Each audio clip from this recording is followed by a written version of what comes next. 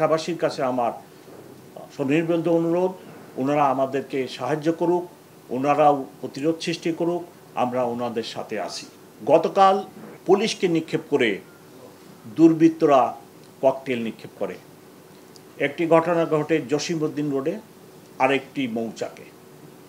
ফ্লাইওভারের উপর থেকে জসিমউদ্দিন রোডে সার্জেন্টের উপরে ককটেল নিক্ষেপ করা হয়। আল্লাহর অশেষ রহমত, এই ককটেল আমার সার্জেন্টের পায়ে পড়ে এবং সে আহত হয়।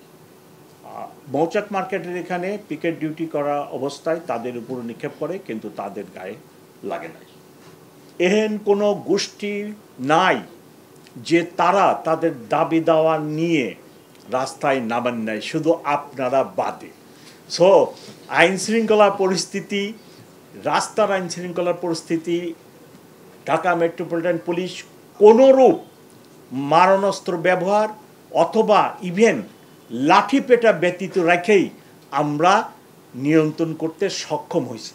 ঢাকা মেট্রোপলিটন পুলিশের পলিসি, আমরা কোনো মানুষের গায়ে লাঠি দিতে চাই না, লাঠি দিয়ে আঘাত করতে চাই না।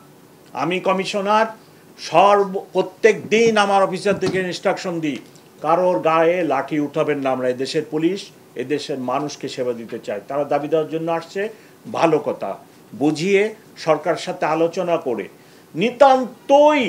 আমি, আপনারা দেখছেন দুইটি টিচারদের ঘটনায়, আমি শুধু পানির ব্যবহার করছি, সাউন্ড গ্রেনেড ব্যবহার করছি, তারা টিচার, গায়ে হাত দেওয়া যাবে না। টিচার না হলেও কোনো মানুষের গায়ে হাত দেওয়ার পলিসি আমাদের মেট্রোপলিটন পুলিশের, ঢাকা মেট্রোপলিটন পুলিশের পলিসিতেই এখন নাই। আমরা কারোর গায়ে হাত দিতে চাই না।